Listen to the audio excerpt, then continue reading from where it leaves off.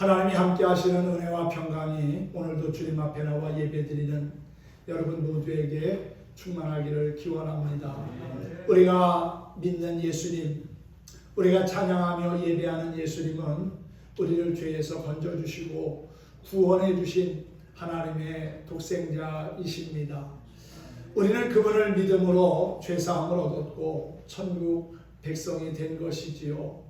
또한 그분은 영원하신 팔로 우리를 안전하게 보호하시는 분입니다. 죄악된 세상에서 끊임없는 죄의 유혹과 시험, 도전을 받지만은 악한 마귀에게 끊임없이 고통스러운 괴로운 그러한 삶을 요구받고 또 어려움 가운데 처할 때도 있지만 피할 길을 열어주시고 또한 우리로 하여금 안전한 삶을 살아가도록 지금도 이끌어주시는 참 좋으신 분이 바로 예수님이라는 사실입니다. 오늘도 그분을 예배하며 찬양하는 여러분 모두에게 하나님이 함께 하시는 큰 은혜가 있기를 다시 한번 축복합니다. 사람이 살아가는 세상에는 그 어느 곳이든 법이 있습니다. 우리나라에도 헌법이 있지요. 법은 우리에게 자유와 질서 그리고 평화를 누리게 합니다. 법의 울타리가 때로는 자유를 억제하고 구속과 억압을 준다고 말하는 이들도 있지만 법을 잘 지키는 사회는 건강하고 안전합니다. 법이 제 기능을 못하면 무질서와 분열, 다툼이 난무하게 되지요.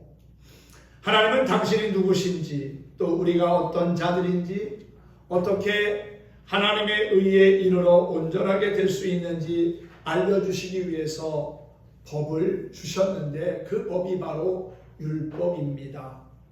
율법은 완벽한 것이지만 우리가 불완전한 죄인이기에 율법을 온전히 이루지 못했습니다.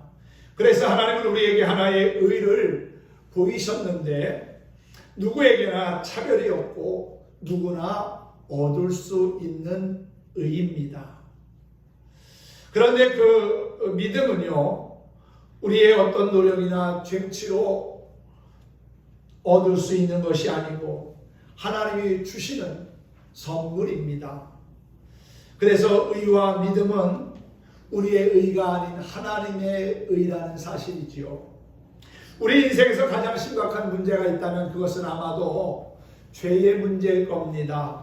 왜냐하면 죄는 내심과 노력과 의지로 해결할 수 있는 것이 아니기 때문에 그렇습니다. 다시 말하면 율법의 행위로는 결국 우리가 구원받고 영생을 얻을 수 없다는 것이지요. 가끔 텔레비전 프로그램에서 더럽고 지저분했던 것이 장인의 손에 의해 깨끗하고 또 쓸모있게 변화되는 것을 보게 됩니다. 재활용되는 것을 볼 수가 있지요. 그런 걸 보느라면 새로운 도전과 희망을 갖게 됩니다. 보잘것없는 게 저렇게 한 사람의 손에 의해서 새롭게 변화될 수 있고 또 새롭게 탄생할 수 있구나 하는 걸 보면서 우리의 모습을 되돌아보게 됩니다. 우리 같은 죄인도 예수 그리스도를 믿음으로 말미암아 구원받고 하나님의 자녀로 거듭나는 삶을 살게 하셨으니 참으로 감사하다는 생각이 들지요. 나의 수고와 노력으로 거듭나고 새롭게 되는 게 아닙니다. 예수님께서 우리를 그렇게 변화시켜 주시고 구원해 주시고 긍휼히 여기시고 우리의 인생을 바꿔주셨기 때문에 그래요. 예수님 만나기 이전에는 죄에 사로잡힌 인생을 살았습니다. 악한 사단에게 사로잡힌 인생이었습니다. 그러나 예수님을 믿음으로 말미암아 구원받은 하나님의 자녀가 되었고 천국 백성이 된 것이지요. 이것은 내가 잘났기 때문에 그렇게 된 게 아니라 전적인 하나님의 은혜로 되어진 것입니다. 그래서 늘 우리는 하나님의 은혜에 감사하며 우리의 믿음을 지켜야 하는 것이지요. 우리는 세상 법에 의해서 구원받은 하나님의 자녀가 아니라 예수 그리스도를 믿는 믿음의 법으로 구원함을 얻고 하나님의 자녀된 것을 잊지 말아야 할 것입니다. 죄로 인하여서 오염되고 타락한 인간을 하나님의 형상으로 회복시키시고 존귀한 하나님의 자녀되게 하신 것이 하나님의 선한 뜻이었습니다. 그리고 누구보다도 우리를 사랑하시는 하나님은 우리가 죄악된 세상에서도 하나님의 백성과 자녀로 당당하게 살아가도록 지금도 인도해 주고 계시지요. 우리는 예수님을 믿음으로 변화된 사람일 뿐만 아니라 세상을 또한 변화시켜 나가야 하는 사람들입니다. 다시 말해서 우리는 예수님을 통해 오직 믿음의 법으로 거듭난 사람이라는 거지요. 예수 그리스도를 믿는 믿음이 오늘의 나를 어떻게 변화시켰는지를 다시 한번 생각해 보면서 은혜를 나누도록 하겠습니다. 오늘은 오직 믿음의 법으로 라고 하는 주제로 말씀을 준비했는데, 이 말씀을 통해서 우리의 믿음의 현주소를 다시 한번 점검해 보고 내가 오직 하나님의 믿음의 법으로 구원받았다고 하는 확신과 소망을 품었으면 좋겠습니다. 로마서를 기록한 사도 바울은 율법 외에 나타난 하나님의 의는 율법과 또한 선지자들에게 증거를 받은 것으로 예수 그리스도를 믿음으로 말미암는 모든 믿는 자에게 미치는 의라고 소개하며 그 의는 차별이 없다고 증거했습니다. 율법은 오직 업적과 행함을 통해서 의미와 가치를 부여하는 삶을 제시하는데, 바울은 사람 안에는 이 율법을 완벽하게 소화하고 지켜낼 능력이 없음을 강조하지요. 그래서 바울이 이제 새로운 하나님의 한 의, 곧 율법을 초월하며 구원에 이르게 하는 새로운 길을 제시하고 있습니다. 이 하나님의 의는 하나님의 성품 그리고 속성을 의미하기도 하지만 동시에 인간을 향한 하나님의 무조건적인 긍휼과 자비, 즉 사랑을 의미한다고 보여집니다. 이 하나님의 의는, 즉 믿음으로 구원을 얻는 진리는 예수 그리스도께서 이 땅에 오시기 전부터, 성육신하기 전부터 있었던 것입니다. 하나님의 의는 구약시대의 율법과 선지자를 통해서 이미 주어진 것입니다. 오늘 본문 말씀 21절 말씀에도 보니까 이제는 율법 외에 하나님의 한 의가 나타났으니 율법과 선지자들에게 증거를 받은 것이니라 그랬어요. 여러분, 이제 예수 그리스도의 성육신과 그의 말씀과 삶을 통해서 이 땅에 명확하고 선명하게 그 하나님의 의는 드러났습니다. 바울은 모든 사람이 죄로 인하여 하나님의 영광에 이르지 못하게 되었지만은 예수 그리스도를 믿음으로 말미암아 또 그분께서 우리의 죄를 속량하셨기에 죄사함과 구원의 은총을 입었다고 말씀하고 있지요. 하나님의 은혜로 값없이 의롭다함을 얻게 된 것입니다. 모든 사람이 죄를 범하였다고 강조하고 있는 것은 모든 사람에게 그리스도를 향한 믿음이 필요하다는 것을 제시하기 위함이지요. 아담의 범죄 이후에 모든 사람은 본래의 목적을 잃고 참된 하나님의 형상이 파괴되어 필연적으로 죽음에 이를 수밖에 없는 존재가 되었습니다.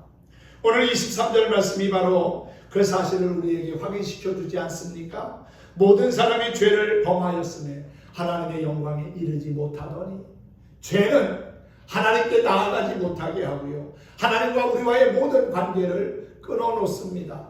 결국은 죄로 말미암아 이 땅에 질병과 저주와 죽음이 찾아오게 된 것이지요.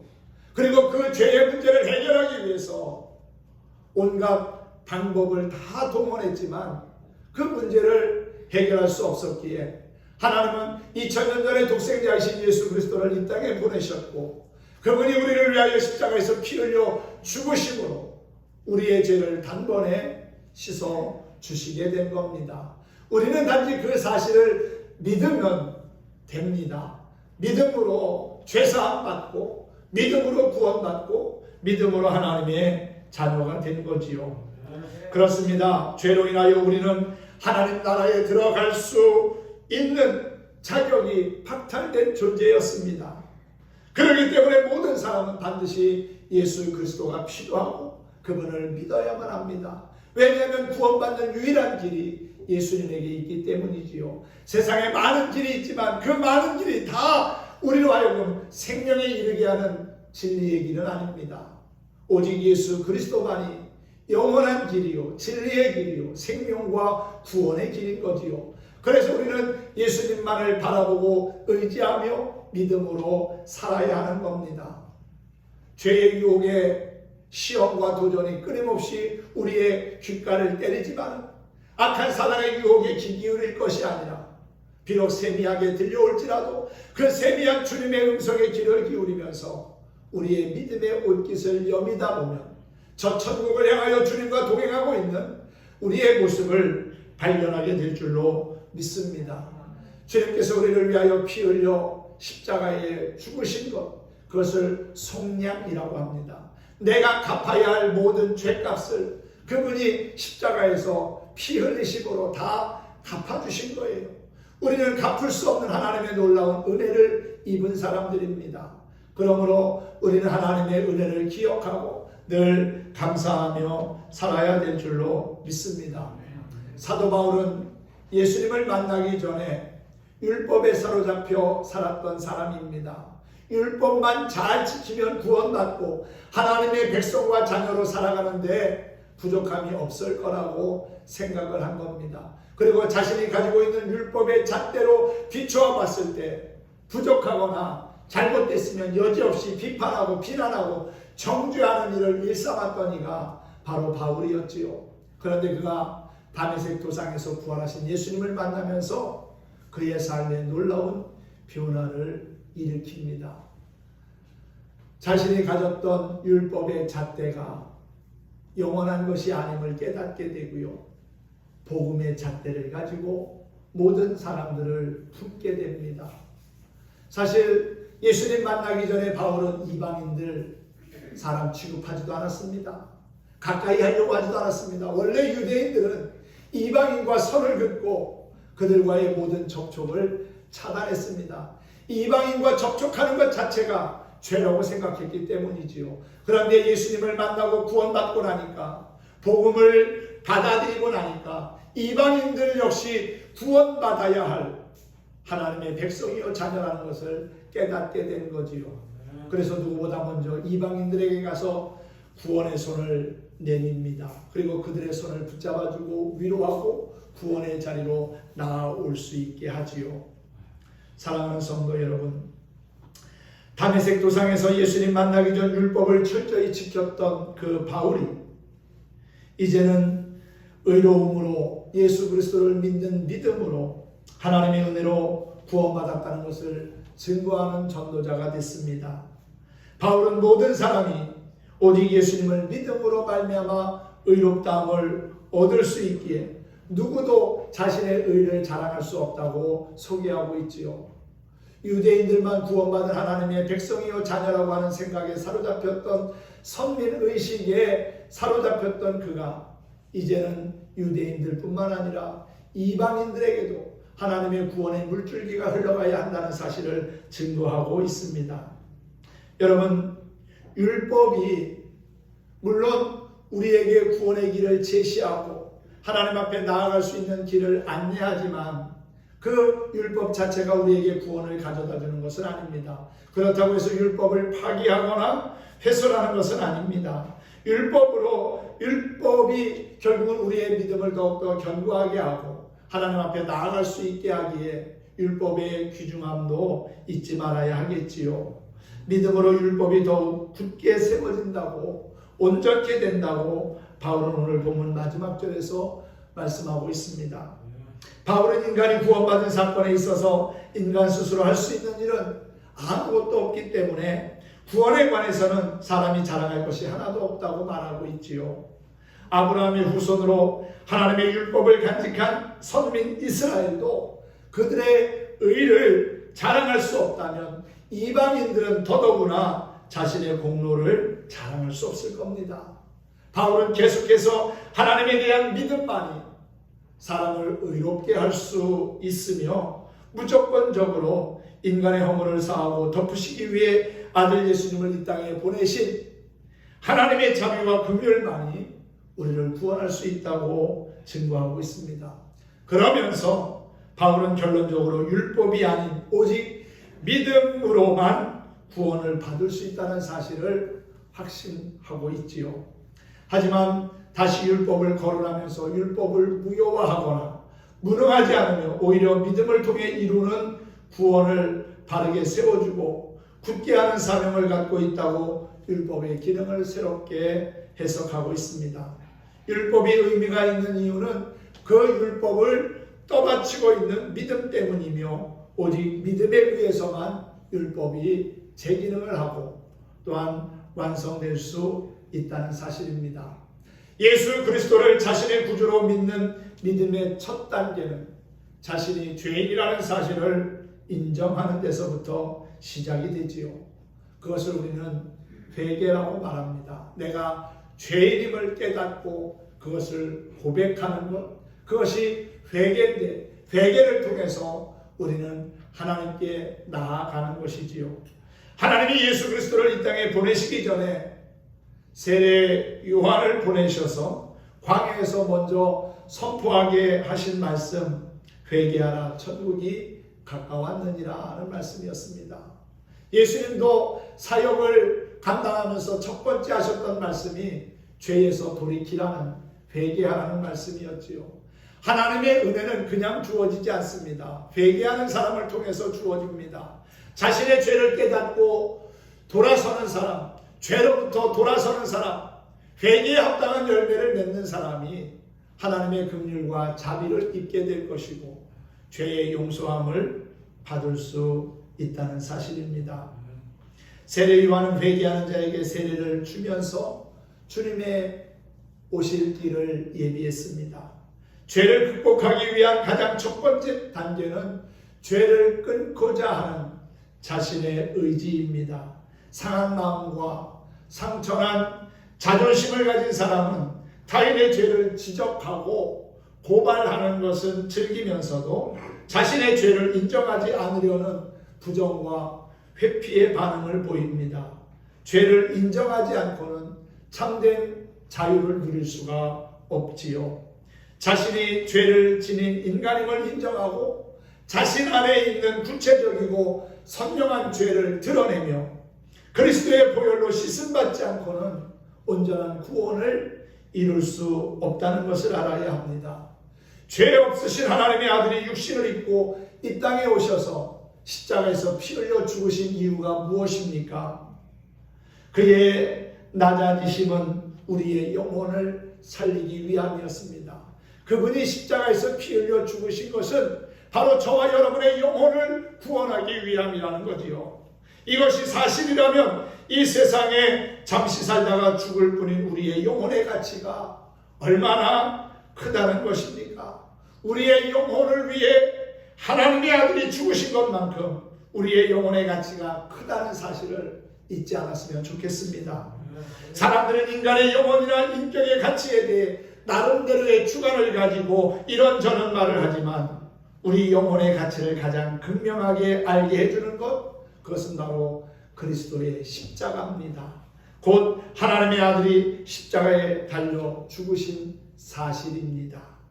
주께서 흘리신 피는 너희의 영혼은 나의 피만큼, 나의 생명만큼 소중하다고 계속 말합니다. 그러므로 우리가 죄에서 자유함을 얻으려면 십자가의 주님을 의지해야 한다는 사실이지요. 오직 예수 그리스도의 보혈만이 죄를 이길 수 있습니다. 우리가 늘 부르는 찬양 가운데 268장 찬송가 죄에서 자유를 얻게 함은 여러분 잘 아시지 않습니까? 죄에서 자유를 얻게 함은 보혈의 능력 주의 보혈 시험을 이기고 승리하니 참 놀라운 능력이로다. 주의 보혈 능력이 또다. 주의 피 믿으오. 주의 보혈 그 어린 양의 매우 귀중한 피로다. 아멘. 그렇습니다. 죄에서 자유를 얻게 하는 것, 바로 예수님이 우리를 위하여 흘리신 그 보혈의 능력에 있다는 사실입니다. 주의 보혈의 능력으로 우리가 죄에서 사함받고 하나님의 자녀가 된 것이지요. 그래서 우리는 십자가를 바라볼 때마다 그 주님의 놀라운 은혜와 사랑을 기억하고 감사하며 살아야 하는 겁니다. 예수님을 믿고 그 이름을 의지하는 자는 죄사함을 받습니다. 에베소서 1장 7절에 보니까 우리는 그리스도 안에서 그의 은혜의 풍성함을 따라 그의 피로 말미암아 속량 곧 죄사함을 받았느니라 그랬어요. 예수님을 믿음으로 우리는 이미 죄사함을 받았다는 사실입니다. 하나님의 은혜는 생각하면 생각할수록 놀랍고 감사할 뿐입니다. 하나님은 우리가 죄를 자복할 때 그 죄를 용서하시고 우리 안에 있는 모든 죄의 영향력을 단번에 끊으십니다. 하나님이 죄를 긍휼히 여기신다고 해서 우리가 죄를 허용하거나 또한 죄 가운데 빠져서는 결코 안 됩니다. 쉬운 용서, 대가 없는 용서는 자칫 방자함과 교만을 불러일으킬 수 있습니다. 우리가 지었던 용서받을 수 없는 죄들을 곰곰이 생각해보고 예수 그리스도의 피값으로 구속 곧 죄사함 받았음을 기억한다면 하나님의 은총이 우리 안에서 얼마나 크게 역사하고 있는지를 알 수 있습니다. 죄를 지으면 하나님을 피하고 싶고 그 죄를 감추고 싶어 합니다. 죄는 늘 어두움을 좋아하므로 사람들은 늘 은밀하게 죄를 범하고 그 죄를 숨기려고 하지요. 죄를 지은 사람은 빛 가운데로 나아가려고 하지 않습니다. 왜냐하면 자신의 죄가 다 밝혀지고 드러날 것을 알기 때문에 그렇습니다. 우리는 사람들에게 노출되면 얼굴을 들 수 없을 정도로 부끄럽고 감추고 싶은 죄들을 참 많이도 갖고 있습니다. 만약 하나님이 그 죄들을 적나라하게 다 드러내신다면 어느 누구도 자신을 의롭다고 할 수 없으며 아마도 수치심에 죽고 싶을 겁니다. 내 안에 숨기고 있는 수많은 죄악들과 그럼에도 불구하고 우리에게 끊임없이 베푸신 하나님의 은혜를 생각한다면 오늘 그 은혜가 더욱 우리에게 감사하게 다가오리라고 믿습니다. 말씀을 이제 정리합니다. 모든 사람 안에는 죄를 다스릴 능력이 없다고 했지요. 이것을 인정하는 것이 믿음의 출발입니다. 사람들이 예수 그리스도께로 나오지 않는 이유는 자신의 문제와 고민을 스스로 해결할 수 있다는 잘못된 생각을 갖고 있기 때문입니다. 바울은 모든 인간이 죄를 범했고 타락한 인간의 행위와 노력으로는 결코 하나님의 영광에 이룰 수 없다고 분명히 선포하고 있습니다. 또한 율법이 우리를 죄로부터 건져줄 수 없음을 밝히며 화목제물이 되시는 예수 그리스도에 대한 믿음이 중요하다는 사실을 강조하고 있지요. 그런데 그 믿음은 하나님의 은혜로 주어진 것이기에 아무도 자랑할 수가 없다고 했습니다. 우리는 오직 하나님 안에서 예수 그리스도의 성령으로 말미암아 죄의 짐에서 벗어날 수 있게 되었고요. 참된 안식과 구원에 이르게 된 것입니다. 죄 없는 예수님이 제물이 되어 흘려주신 보배로운 피로 나의 더러운 죄가 씻음받고 용서받았다는 사실을 믿으시기 바랍니다. 나의 의가 아닌 하나님의 의가 결국은 우리로 하여금 영원한 생명에 이르게 한 겁니다. 예수 그리스도의 공로로 우리는 값없이 구원을 얻은 것이지요. 그러므로 늘 하나님이 우리에게 주시는 은혜를 기억하고 범사에 감사하며 살아야 할 것입니다. 그렇습니다. 우리는 일반 세상법으로 구원받은 것이 아니고 오직 믿음의 법으로 구원받았다는 사실을 기억하면서 하나님 앞에 우리의 믿음의 옷깃을 여몄으면 좋겠습니다. 오늘 본문 말씀 가운데 26절에 말씀 27절 말씀을 다시 한번 여러분들에게 읽어드리며 말씀을 마치도록 하겠습니다. 곧 이때에 자기의 의로우심을 나타내사 자기도 의로우시며 또한 예수 믿는 자를 의롭다 하려 하심이라. 그런즉 자랑할 때가 어디냐? 있을 수 없느니라. 무슨 법으로냐? 행위로냐? 아니라 오직 믿음의 법으로니라. 행위로 구원받은 게 아니라 믿음의 법으로 우리는 구원받고 하나님의 자녀가 된 것이지요. 오늘도 우리가 함께 찬양하며 말씀을 마치겠습니다. 예수 그리스도 안에서 날마다 새로운 변화를 꿈꾸며 주님을 닮아가는 거룩함이 우리 안에 있으면 좋겠습니다. 세상과 구별된 하나님의 사람으로 몸과 마음이 새롭게 변화되어 선한 영향력을 끼치는 신실한 그리스도인이 되고자 결단하며 함께 찬양하겠습니다. 오직 믿음으로 함께 찬양합니다.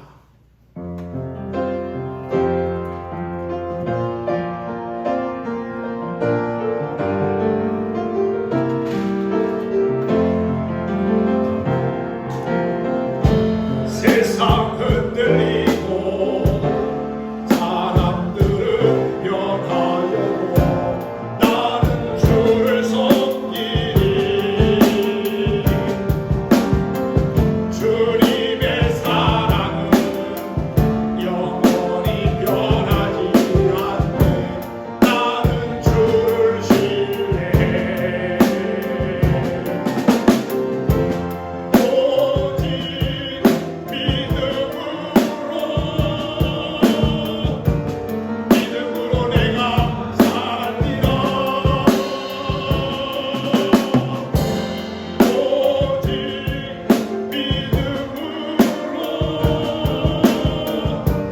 믿음으로 말미암아 살리라. 믿음 흔들리고 사람들 주를 떠나도 나는 주를 섬기리. 주님의 나라는 영원히 쇠하지 않네. 나는 주를 신뢰해. 오직 믿음으로 내가 살리라. 오직 믿음으로 내가 살리라. 오직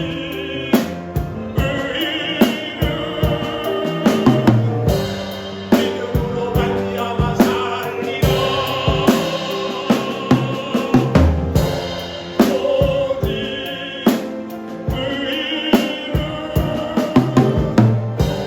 믿음으로 말미암아 살리라. 아멘. 네, 그렇습니다. 세상 흔들리고 사람들은 변하여도 나는 주님을 섬기겠다는 믿음의 결단이 우리에게 있기를 바랍니다. 주님의 그 사랑 영원하며 변하지 않습니다.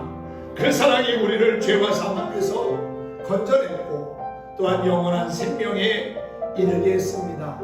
죄악된 세상에서도 흔들리지 말고 오직 믿음의 법으로 주님과 동행하는 신실한 하나님의 사람들이 다 될 수 있기를 예수님의 이름으로 축원합니다. 축복합니다.